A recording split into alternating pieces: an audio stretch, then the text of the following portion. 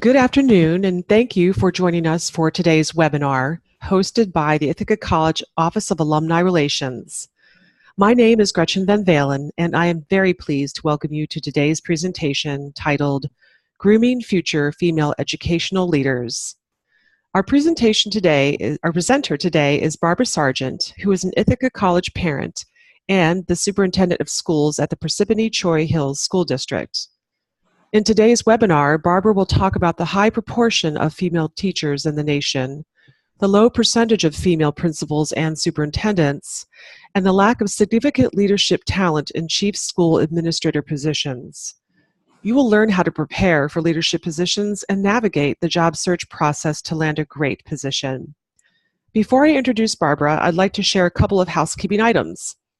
First, feel free to submit any questions that you may have or comments in the Q&A box that you should see on your screen.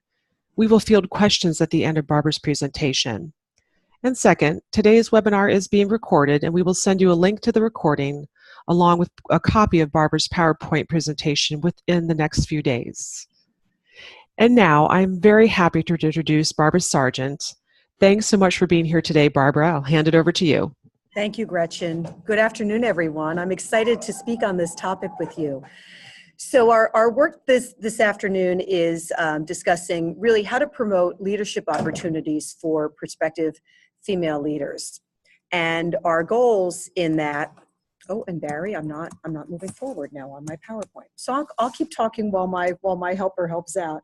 Our goal is really a few things: to look at how we can identify women who really are open to leadership opportunities, reviewing some brief demographic data on our female leaders, and providing strategies for grooming and supporting female leaders as they're moving through the process.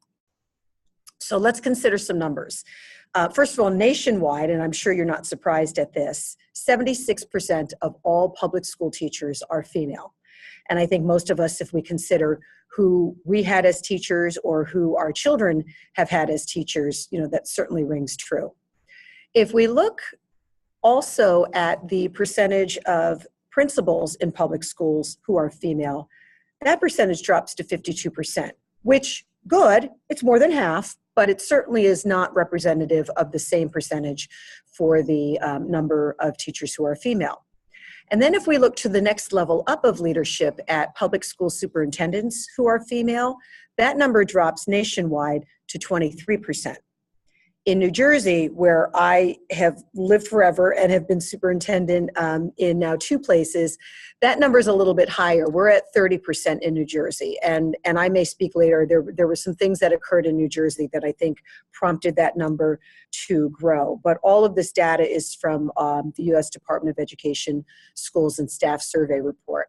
The thing to take away here is that, women overwhelmingly occupy classroom jobs as teachers, but as we move up the ladder of leadership, those numbers dwindle more and more and more. So I think if we're looking at the idea of developing, first of all, more principals who are women and ideally more superintendents who are women, we really want to be looking at our classroom teachers and helping those teachers who view leadership as a career path for themselves and helping them to navigate those waters so that they feel supported as they move through just the preparation and the selection process. So the first thing I would encourage folks to do would be to consider, how do you spot an emerging leader? And I often will consider these qualities when I'm reflecting upon my own staff, whether it's in my own building or now in my much larger district. I'm looking for teachers who really, first of all, are exceptional educators, because, great teachers often become great leaders, and we want people who know what good instruction looks like, who really are able to create an engaging learning environment, because they'll bring those skills into building leadership with teachers or district leadership with a community of learners. Is this teacher ambitious? It's not a bad thing to be ambitious. It's not a bad thing to set goals for yourself that may move you beyond a classroom. I've often said to my teachers in my school district that my original desire to be a supervisor at that point and then a building principal really had nothing to do with the fact that I didn't like teaching or that I didn't like students. Rather, it was that I envisioned wanting to have more influence beyond just my classroom of 25 or 30 students. And really the key way to do that is to move up into a leadership role where you're in charge of a department or a school or a broader community. Does this teacher second guess decisions in a respectful manner? Now, certainly there is the person in the back of the faculty meeting who, may be your naysayer or your devil's advocate. But I find it's more about tone and how they do that, because I certainly appreciate that manner of thinking. It helps me to think through whether my strategy is on target or whether there's a different way to try to convey something. I was so fortunate very early on in my teaching career. I was a middle school teacher, and my principal at the time was very open and transparent about how he made decisions in the school. And I had many, many office conversations with him about, talk me through how you did this, or did you consider this? And I was always very careful of my language, one, because I just appreciated that he was giving me that time. That doesn't happen very often. And he really was very open about talking through how he had considered things or how he had experience with this issue in the past and had learned. And so, this second or third time around, here was the manner in which he was moving. Is the teacher an effective communicator? I will speak often with folks who are interested in leadership, because when you're a classroom teacher, you are communicating with your students, you're communicating with parents, you're communicating with your colleagues, and you're communicating with your boss or bosses. And there are nuances that change with each audience, and that certainly becomes even more pronounced as you move into other leadership roles. Because then there's often a board of education that is communicated with. The parent community base becomes much broader. There may be many more opportunities for written communication, either through memos or articles for a newspaper. And so being an effective communicator, both verbally and a good writer, really matters a great deal in this profession. Is this teacher able to troubleshoot? We all know those people who, and sometimes it's even in our own family, where if there's a problem, they'll bring it to your attention and then they'll drop it on you to solve that problem. I think the people who really emerge as prospective leaders are the people who come and identify a problem and then have also thought through potential solutions. And then the purpose of the meeting is really to talk through which one of these seems the most appropriate course of action, and then that teacher intends on going back and solving the problem on their own. And those are the folks that really are the good, smart thinkers, the proactive leaders in your building. Does this teacher have positive energy levels? Certainly teaching itself is extremely strenuous and requires a huge amount of energy, not just physical energy, but emotional energy as well. Because I think they just serve so many different leaders. And that becomes even more so as an administrator. The amount of homework that we take home at the end of the day does not change. It moves from grading papers to working on observation reports of teachers. It becomes checking emails back with folks where you haven't had time to do that during the day. So certainly a positive energy level, and acknowledging that there's going to be work that happens, once the regular school work day is done. And do we handle that stress in a positive manner? There are those of us who have a really strong work ethic. We love the work that we do, and we find ways to balance our work priorities with our family and our personal priorities. And you want people like that. We don't want people who are easily stressed out by little things, because that will just get much, much worse as they move up a leadership ladder. Is the teacher comfortable with change? And as educators, we all know, and I know New Jersey is not the only state where this happens, but there are regularly new priorities given to us by our governor, by our commissioner of education. And so every year it seems to be something new that we need to be getting good at and getting better at. And so it really requires, in administration and in leadership, someone who is comfortable with that. And I think also someone who is able to reflect back on how much of this is critical and must happen right now, and how much of it is, okay, this is important, and we have time to build capacity for it. So not everything rises to red alert status in leadership, and I think having a leader who can acknowledge and prioritize is a really important quality. And finally, for those of you who may have read Ron Clark's Move Your Bus book, is this teacher a runner? A runner is someone who exhibits high energy levels, is looking to really do things for the good of the organization, is able to wear many hats quite easily. And those are folks that typically have the background and the stamina and the personality to move into a leadership role within a school. So interestingly, if we look at the career paths between men and women, there are very significant differences, and this is part of research that I did as part of my doctoral dissertation several years ago. The typical career path for men is that they will enter the classroom as a teacher. Many times it's not elementary school, but it's middle or high school, and they'll often spend between 3 and 5 years teaching in a classroom setting. They also, at the same time, are often serving in a coaching capacity, a basketball coach, a football coach, soccer. And then from there, they move into a vice principal position rather quickly. And they don't linger long in that, and then they move into a principal's position. So typically, the career path for most men in an educational setting is that they move from a classroom teacher into a school principal, often within 7 or 8 years. If we look at the female career path, the typical female career path, women tend to spend much longer in the classroom, often twice that amount of time. And this was confirmed in my own studies as well. Between 10 and 15 years of classroom experience is what women are bringing to a principal's position by the time they're finally there. And whereas the men moved often from classroom teacher into vice principal directly, women don't often do that. Women will often transition from a classroom teacher position into a different kind of position, such as a school counselor or a reading specialist or a curriculum coordinator within a building. And they'll linger in that job for a few years. Now, many women will never leave those positions, and that will be where they culminate their career.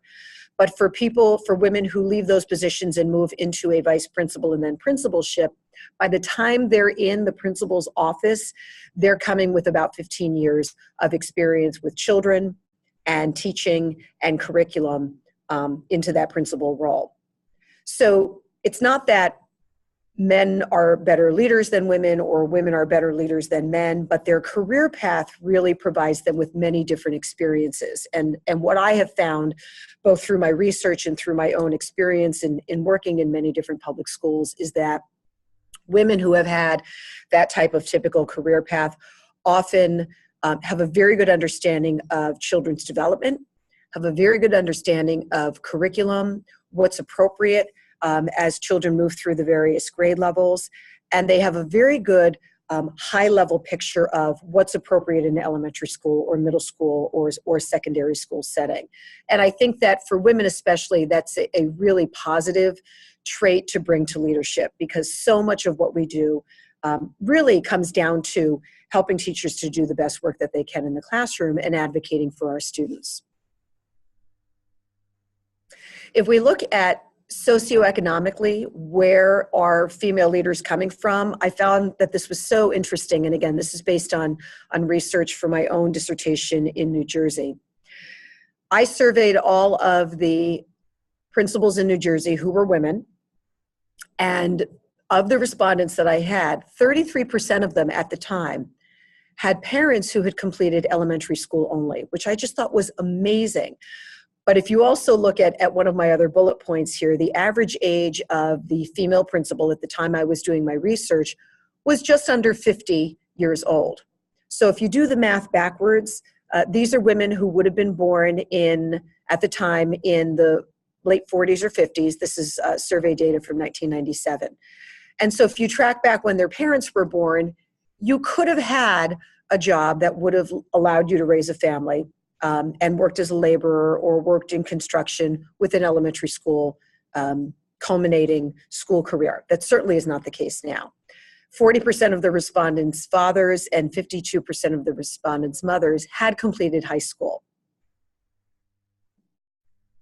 all of the women that I surveyed had completed a graduate degree in New Jersey, as I'm sure in other states that's required for a principal's certificate, and 20% had completed a doctoral degree. So what I found interesting was that there were women serving in a principal's role who had achieved a doctorate degree, whose parents had been elementary school educated. And while we typically often will do one better than the generation before us, there were a number of women who had really leaped 2 and 3 generations of growth beyond what their parents had done as far as schooling. And I just thought that was really astounding in a great way.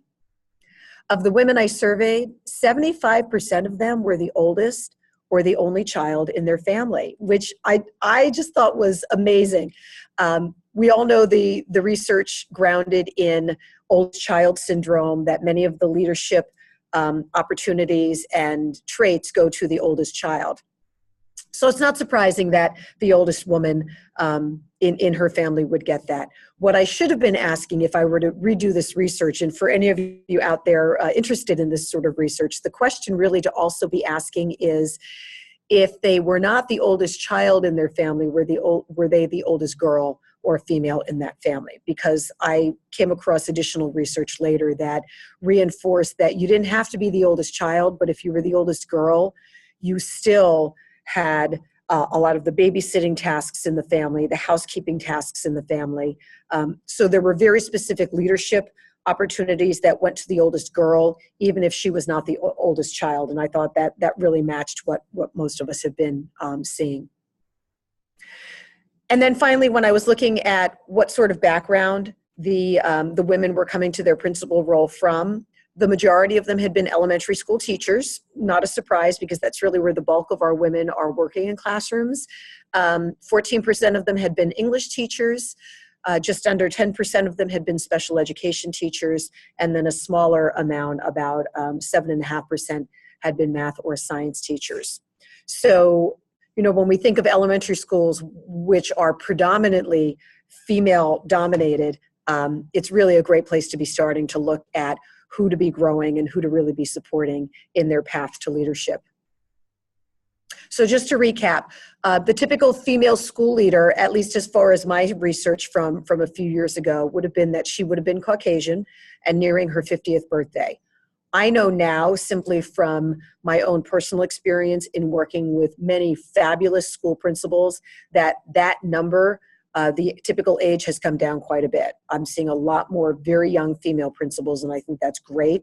I'm also seeing a lot more diversity of principals in schools, and I think that really benefits all of us. I think that our diverse student population needs to see people that look like them and people that talk like them in leadership roles, both in the classroom and in the offices. She would be married with children. Her parents would have completed elementary or high school only. She would be the eldest or only child in her family. And by the time she was a building principal, she would have gathered, between 10 and 15 years of experience in the classroom. So when we look at the qualities of an instructional leader, and I've been talking a lot about female leadership, but certainly I do a similar presentation within my own district where men and women leaders are coming in, and they're very interested in moving their career path forward. And so I'll talk with them about the qualities that we really look to promote. I'm looking for teachers and leaders who care about students and their developmental progress. One, you need to like kids to be a teacher. You need to like kids to be a principal and a school leader as well. I came from a middle school teaching background and love that age level. I also know of many high school people who profess, I love teenagers, I love working with teenagers, but, I have no interest in the lower grades. So I think everybody has their own niche where they feel most comfortable. I think great instructional leaders also are very interested in professional development for teachers. That, I think it's so important that we continue to develop and grow our teachers. They come into this work and are so eager to be doing their very best work each and every day on behalf of kids. And so to have a leader who really looks to promote those opportunities, I think is really critical. We want someone who takes great care in hiring new staff. There's no better way to influence the culture of your school or of your community than by the people you hire. And so whether you form a committee with other teachers on it to inform your choice, or whether you're looking for people who come from really strong teacher preparation programs, I think that's not an opportunity to be taken lightly. We want someone who really can keep the teacher's focus on instruction and on students. And what I mean by that is limiting the distractions that happen in a school day. I think many of us know, there are announcements that need to be made, but are they happening throughout the day? And every time that happens, it takes a teacher a minute or two to grab the class back to continue instruction. Many times there's a school leader that will bring the problems of parents that are causing some challenges, or school board members who are causing some challenges. And I think those are just unnecessary distractions to teachers. I want to make sure that I am out of their way so they can be doing the work that they need, unless they want me involved in it. We want leaders who are informed about new programs and strategies. Certainly you do not need to be an expert in everything. But I know most of the schools in New Jersey and across the nation have been really looking to be better at next generation science standards, for example. And so that's something to make sure that you are able to be conversant about and assist your teachers with. But again, not about every single program that's coming down the way. And finally, we want instructional leaders who know what good instruction looks like. I will often have people come to me who come from a math teaching background or a physical education and health teaching background. And they'll say, Barb, I'm not sure how effective I would be in an elementary school, because you really need to know what reading looks like. And, I've been teaching phys ed and I don't really know that. I think that good instruction is good instruction, no matter what your content area is. There are certain things that we look for about engaging students, about how we assess children, about how we plan lessons. And that said, I think also sort of knowing what you don't know matters a great deal.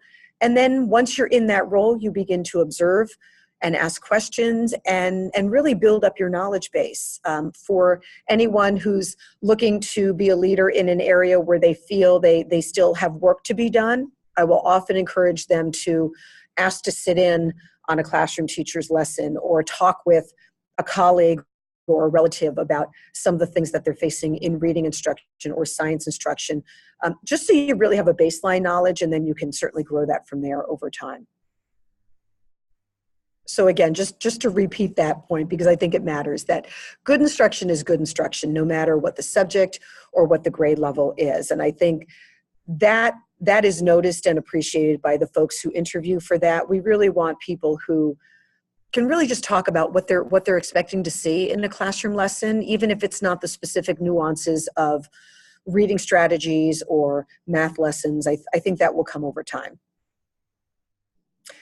So having thought about the qualities that leaders will bring and how to be spotting those people in our schools and in our communities, we now move to thinking about how we can provide leadership experiences for these folks. And so these are things I've done in my own school district, and I've been so fortunate and so lucky to see many of the teachers whom I've hired in other places go on to be principals and vice principals and supervisors, and I'm just so excited for them and for the career path they're taking.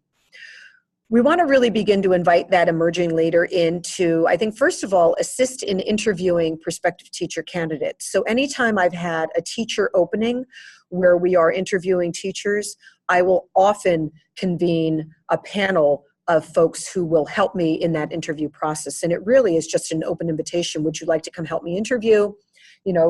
Those are usually after school opportunities, and then we're reviewing resumes and talking about what are appropriate questions to be asking.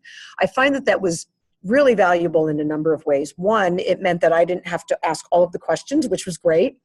But many times for the person you hire, this is their first chance at seeing what your school culture is about. And I think if you have teachers sitting in on that candidate's very first introduction to your school, to me as the candidate, I would leave thinking that, this is a place where teachers matter, where their viewpoint is important, and where they have some degree of say in who comes into work in that community. And I think for the teachers who sit in on the interview panel, they come away with just a very enhanced understanding of what that whole hiring process is really like. I think we also want to provide our emerging leaders with opportunities to be grade level leaders on various curriculum committees. We would invite the emerging leader to attend superintendent or principal chats or a parent forum as a note taker. I, as a school principal, would do a monthly open meeting with parents where they could come in and ask questions. I would be a roundtable setting and very informal, and often if a teacher had a free class period, or if I could free her or him up for a bit, they would just listen in and be my note taker. And the opportunity to hear how a leader communicates, how they really answer on the fly to questions that you might not be expecting to get. There's a real skill to that. And for teachers to see what that looks like, I think is very good planning for them as well. Often I will invite the emerging leader to present a workshop or to facilitate a book study. The book studies are great because it requires very little preparation other than just being a chapter or two ahead of your colleagues with regard to the book that they're in. And those become resume building opportunities. Those are things that people can list that they've done and then could replicate that in their new school community. And finally, I will often nominate the emerging leader to chair a special ad hoc committee. In New Jersey, we are required each year to report out on discipline data to our Board of Education, and that needs to be done with a committee that reviews and talks about whether the discipline code is appropriate. And after I had done that work for a few years, I invited a teacher who I knew was interested in being a vice principal and coached her through chairing that committee, and she did that work and she presented the report to our Board of Education. Not only was it extremely well done, it was a great experience for her. And other than making sure that I met regularly with her and coached her through those experiences, it was something I was able to hand off to another person, and that was really valuable for me as well. So for the teachers who, are now thinking, is this something I'm interested in? Is this, am I seeing a life for myself beyond being a classroom teacher? I will ask those folks to really reflect on their career path and think about where they'd like to be within the next 5, 6, 7 years. And then if they're thinking, yes, this is something I might like to explore, I would have them begin to research a variety of institutions, speak with people who are taking courses there, and really look at what the different degree requirements are. We're so fortunate now, not when I was going through my graduate and postgraduate programs, but there are many more hybrid opportunities, online opportunities, and even cohort opportunities where the timeline is much more abbreviated and condensed. So I think there are a lot of different paths that people can take to achieve those advanced degrees and the proper certification to be school and district leaders. And then I would have them make a commitment to a university or a program and get started. You can think about it and think about it and think about it, but until you finally register and start taking the courses, that's when the real work begins. So I'll talk with folks about the choices with regard to leadership programs. In New Jersey, specifically, I'm going to start with the bottom of my list here. We have something called NJ Excel. It's EXCEL. It's an accelerated certificate program. So rather than taking 2 or 3 years to move through a master's degree program, taking a course a semester, an accelerated certification program really will get you a supervisor's or principal certificate within about 18 months. So it's much quicker. It's much more rigorous, and there's a lot more work to be done on weekends. But for people who really don't envision spending that long a period of time in a college setting, that may work for them. It also might work for people who already have a master's degree, but not particularly in the field where it needs to be. There are many graduate programs that are entirely online, and therefore you never have to set foot into a classroom. I actually like setting foot in a classroom. I think that the conversations I've had with people who have similar goals and interests to me were immensely valuable. But I get that everybody has their own family and personal situation, and so online may be the better match. And then, as I said, there are very nice hybrid graduate programs, which are a combination of the inline and the online. And so you can pick and choose what works for you.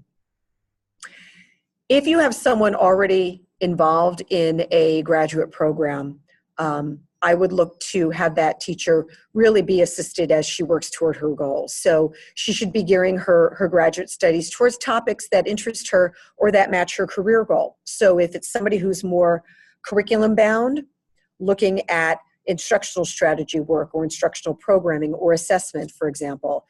Whereas if it's somebody who's more building leadership bound, looking at perhaps student engagement, student leadership, parent community, those sorts of issues that really, no matter where you become principal, are always something that you're going to be working on and looking to be better at. I let the teachers know where to find the classified ads or the online postings so that they can stay abreast of job openings. And I do that myself on weekends as well. I'll look through and then I'll think about people who are interested in a vice principalship or interested in a supervisory role, and I'll let them know of school districts and give them the postings.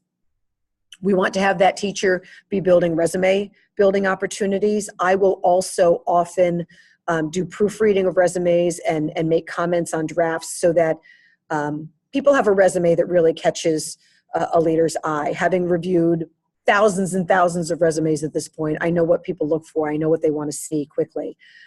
And then I really encourage the teachers not to lose sight of their goal. I find that probably the most difficult position to get beyond that first teaching job is the first leadership job beyond the classroom. And it often does not happen quickly. The first interview you go on is not the job that's going to be offered to you first. And so not losing faith, not losing confidence that you're a qualified applicant and that opportunity will come your way. If I have an emerging leader who has already completed her program, has her certificate in hand, then I'm really going to work more solidly with that person about getting their resume together, making sure it looks, in the proper order. Verb tense is all consistent, and in the past tense that they've listed the things that are really going to be catching someone's eye.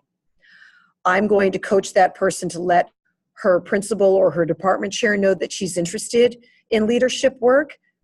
Because I think that's it's important. We network so often, and I'm often asked by fellow superintendents or colleagues, I need to hire for this position. Do you know of anyone? So word of mouth still is alive and well, in addition to just the regular application process.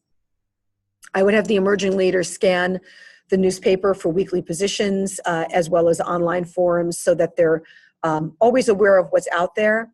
I also have very candid conversations with our teacher candidates about not being afraid to look outside their own district. I know many people are very nervous about that. They love the community that they're in. Many times they live in the community where they're teaching, and there's a comfort level with that. I find that if your career goal is to not leave the district as a leader, those positions may never come to you, quite frankly. Sometimes there are school communities that just don't hire from within as a philosophy. But also, you may just be waiting for people to retire or leave, and I find that doesn't often happen as quickly as we might want it to. So I always encourage people to be looking outside their own district. I think also just practicing interviewing in a place outside of your own school community is incredibly smart. Interview experience is valuable, and particularly for those of us who've been in our current position, whether teacher or supervisor, for a number of years, interview is a skill that goes away after a bit, and you need to get back into it and get better at it.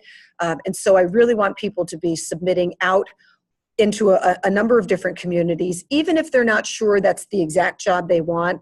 Their goal at this point is really getting an interview so that they can get the practice. I'll be helping the teacher prepare a portfolio, gather letters of reference, practice answers to potential interview questions, and then really to make sure that they've got everything ready, their portfolio, their outfits, so that there's nothing that they need to be scrambling at the last minute to get. We want them ready when that phone call comes. I will often coach women about prepping for the interview more so than I will coach men, and let me explain why. Often the very first question that we get in an interview is, So tell me a little bit about yourself.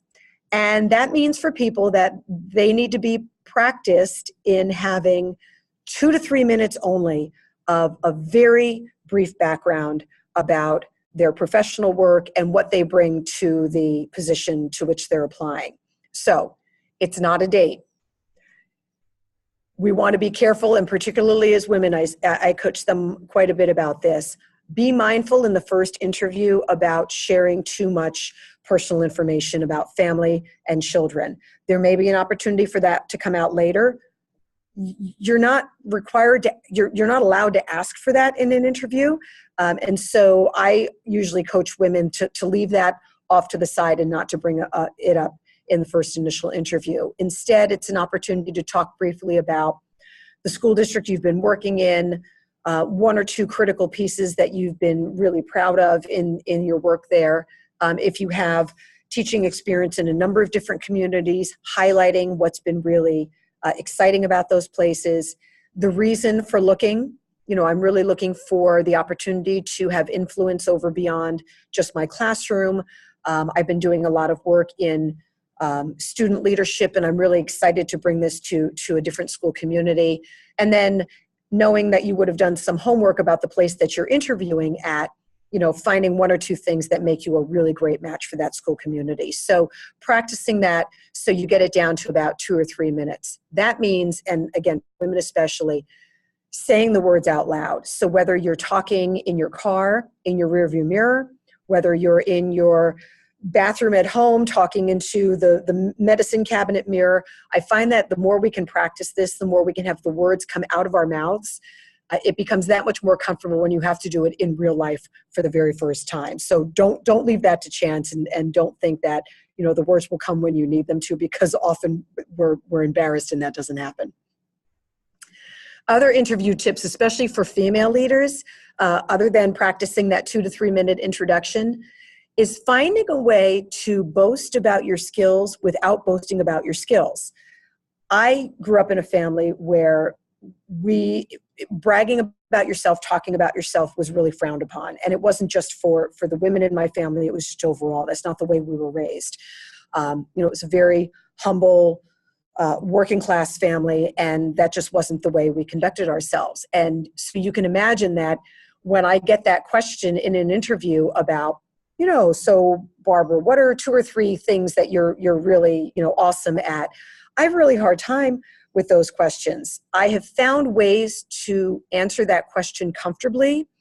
And I do it in 1 of 2 ways. I will either answer that question by saying, well, I've been told that, and then therefore I relate secondhand something that people have thought that I've been good at. So, well, I've been told that people really appreciate the fact that I'm visible in schools, or I've been told that people really appreciate that I was responsive when they had concerns or questions. I was right there to, answer them, or I showed up in their classroom to talk through an issue with them. So I've been told that is one way that I answer that question.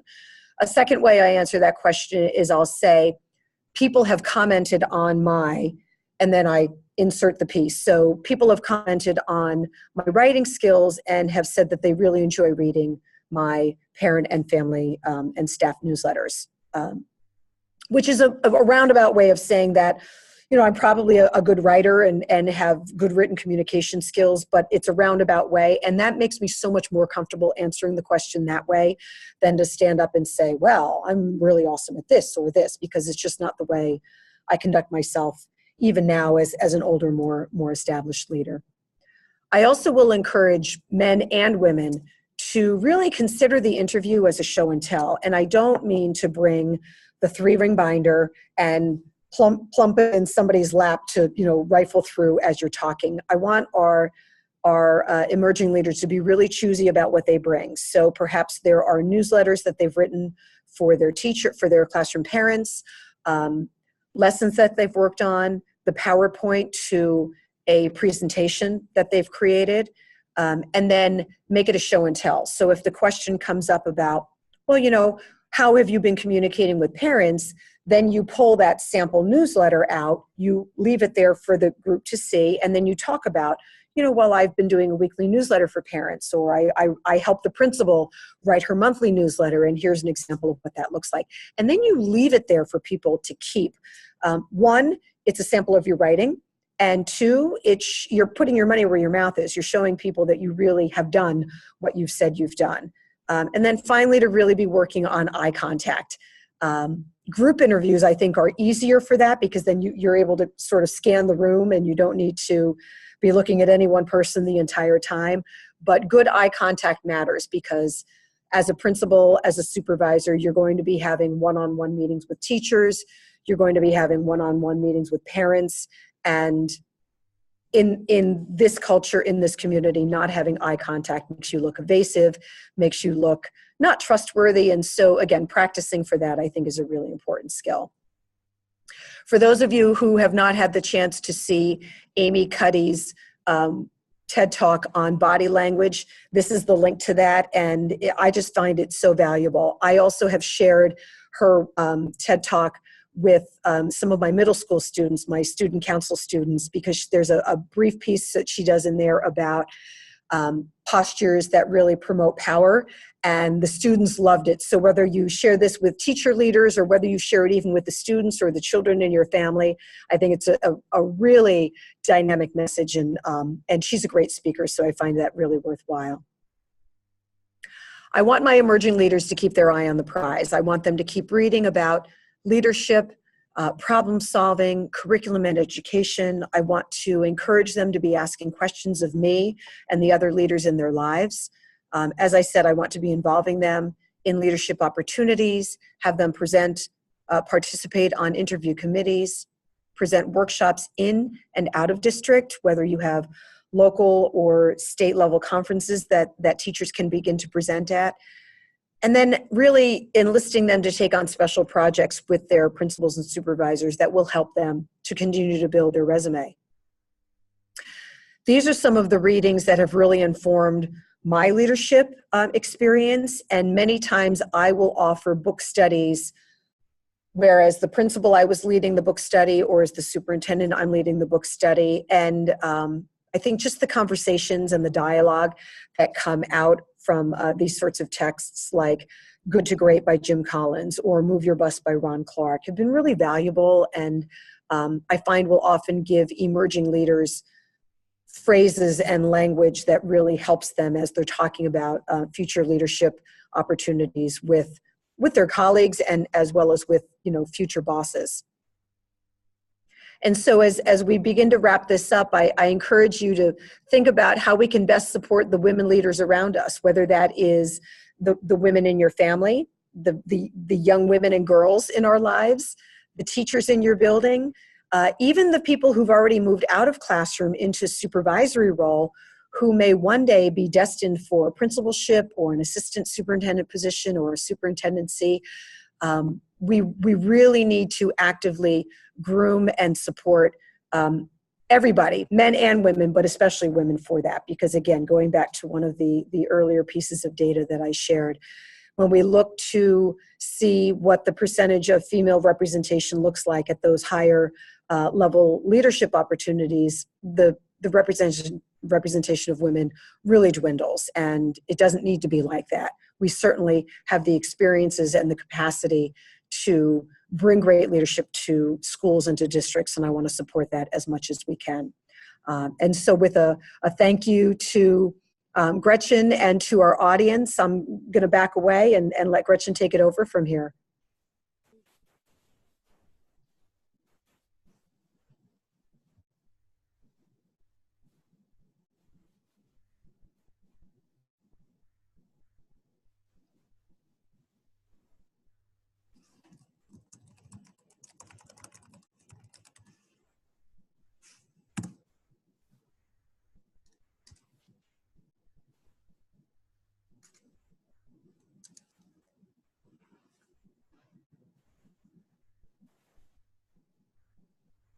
So I'm not seeing anything.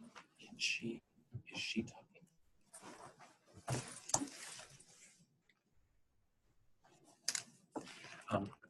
If you click on that, that's unshare screen. That would be good. You want me to do this? No. Stop share. Let's go ahead and do that. This one? Mhm.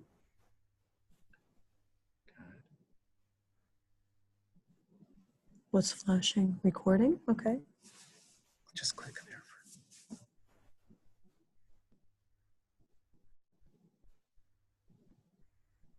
Why? We should be seeing her speaking and talking, right? It's nothing we did because we stopped sharing. Move her up here again.